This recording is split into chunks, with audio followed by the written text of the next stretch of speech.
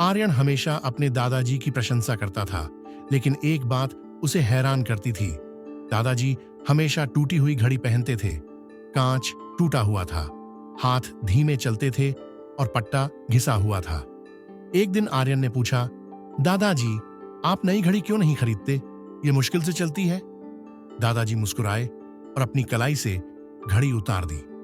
यह घड़ी हर संघर्ष में मेरे साथ रही है, उन्होंने कहा।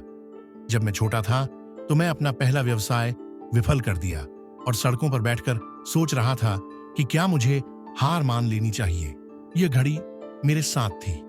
जब मैंने अपने सबसे अच्छे दोस्त को खो दिया तो मैंने समय देखा और महसूस किया कि जीवन चलता रहता है, चाहे हम तैयार हों या नहीं। जब मैंने परिवार के भविष्य को बनाने के लिए दिन रात काम किया तो इस घड़ी ने मुझे याद दिलाया कि समय कभी नहीं रुकता, लेकिन संघर्ष रुक जाते हैं। आर्यन ने ध्यान से सुना, घड़ी के चेहरे पर दरारों को देखते हुए।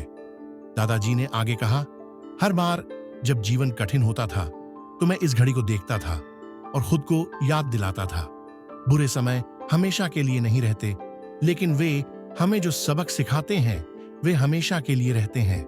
मुझे नई घड़ी की जरूरत नहीं है, क्योंकि यह सिर्फ समय नहीं बताती, यह मेरी कहानी भी बताती है।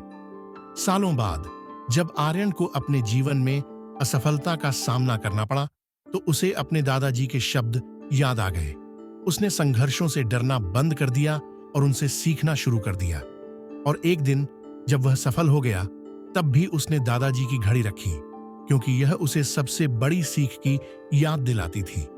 संघर्ष अस्थायी होते हैं, लेकिन हम उनसे जो सबक सीखते हैं वे जीवन भर चलते हैं। धन्यवाद।